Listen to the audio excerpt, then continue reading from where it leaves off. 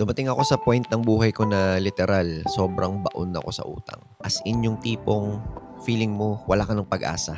So tuwing natutunga nga ako, inisip ko, baka makulong ako. Sobrang papaya ako nito. Baka na lang ako. Araw-araw umiyak ako kay Lord. Nagdadasal ako, nagmamakaawa. Lord, please, parang awa mo na. Tulungan niyo po ako. Pero alam mo, wala. Walang nagbabago. Until na-realize ko, mali pala yung way ng pagdadasal ko. I was praying out of fear, not out of faith. Out of desperation. Then, narinig ko yung tinatawag na end state. O sabi nga ni Neville Goddard na the state of the wish fulfilled. At yun, doon nagsimula, mabago yung buhay ko. Ano ba yung end state? Sabi ni Neville Goddard, you don't attract what you want. You attract what you are. Ang ibig sabihin ng end state, mamuhay ka na parang natupad na yung gusto mo. Kung hindi, thank you Lord kasi nangyari na. Sa Christianity, ang tawag dyan, faith. Ang faith, hindi yung pagmamakaawa. Faith means naniniwala ka na. Tapos na ang laban. It is finished. Claim mo na. Si Lord, tinapos na yung story mo. At panalo ka. Laging happy ending.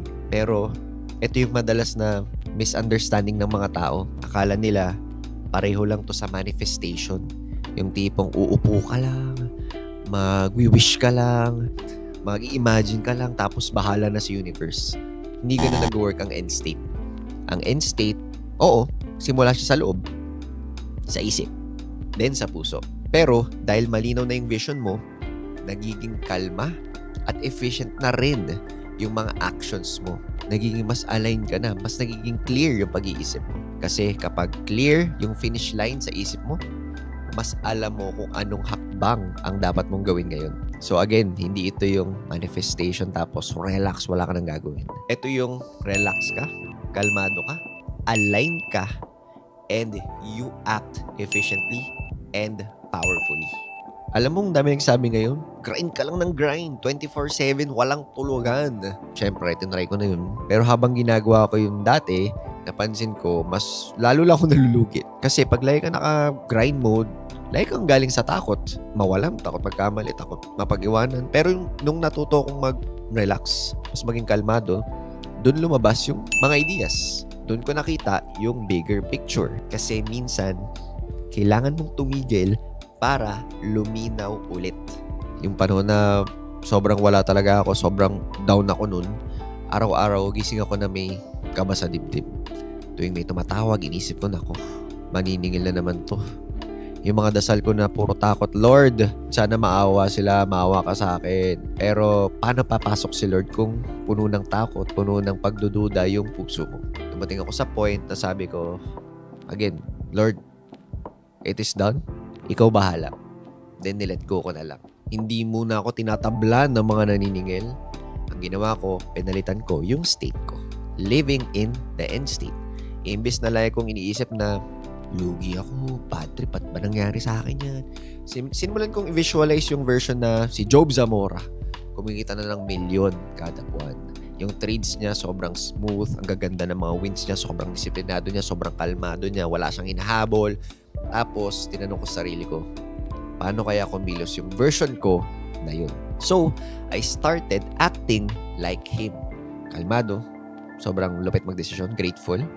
Hanggang unti-unti, nagsimula na rin magbago ang results. Cut the long story short, nabayaran ko yung utang ko, 8 figures, naitayo yung The 30-Minute Trader, nakaipon, doon ko na-realize, mali pala yung state ko dati kaya walang nangyayari.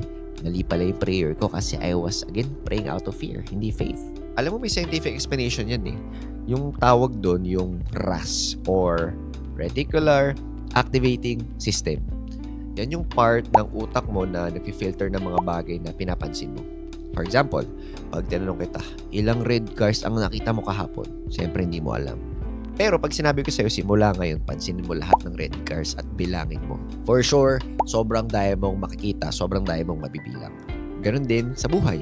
Kung lagi mo iniisip, ang hirap naman ng buhay, ang hirap naman ng forex, wala akong kapital, ganyan. Mas marami kang nakikita na mahirap. Pero kung binaliktad mo, isipin mo na blessed ka, sobrang dami opportunities, sobrang dami mong resources, that is your RAS working. Goal natin, i-train yung utak natin na hanapin yung mga bagay na aligned sa end state natin. Ang totoo, lahat naman tayo may default na end state. Kahit di natin alam. Lahat ng meron ka ngayon, galing yan sa past na end state mo. So kung gusto mong baguhin yung future mo, baguhin mo muna yung state mo ngayon. Kasi yung utak natin, yan yung nag-set up ng direction sa buhay natin. Sabi nga nila, libre naman mangarap. So bakit di natin gawin na mangarap tayo? Positively, peacefully, and puno ng faith. So, paano mo ito i-apply araw-araw lalo na kung stress ka? Number 1, kung stress ka, hinga ka muna. Huwag ka agad mag-react or mag-act. Huwag ka muna agad gumawa ng mag-grind. Diba? Relax ka muna. Step 2, visualize mo yung end state mo. Hindi yung, sana nangyari. Hindi. Kailangan take care nangyari na. At sobrang clear sa'yo. Kung anong gusto mo, pwedeng kinukongratulate ka na na-promote ka. Pwedeng nakita mo yung screen ng MetaTrader mo na kumita ka ng $1,000 or $1 million. And then, kapag na-innate na sa'yo yun, step 3, kikilos na mag-isa yung sarili mo based doon sa end state mo. And then, step 4, enjoy mo lang, flow lang. Huwag mo pilitin, the more na inahabol mo, nainip ka, nagiging impatient ka, lalong lalayo yan. Kasi tandaan mo, yung calm na energy mo, yung calm na end state mo, yun ang magpapanalo sa'yo. Diba nga parang sinasabi nila, ba't parang mas pag hinahabol ko yung pera, lalong nawawala? Ganun yun. Alam ko yung pakiramdam ng wala ka na. Pero alam ko rin kung gaano kalakas ang power ng state. Sabi sa Bible, be still and know that I am God. Stillness is not being lazy. It's trusting. So kung pagod ka na, lumaban. Kung feeling mo stuck ka pa din, huwag mong pwersahin. Relax, clear your mind, kasi yung breakthrough mo, hinihintay ka lang. Nandyan lang yun somewhere in your brain. So, i-build natin yung clear, calm, high-performing version of you, one step at a time. If nagustuhan mo tong video na to, subscribe ka lang. Kita-kits tayo sa next one.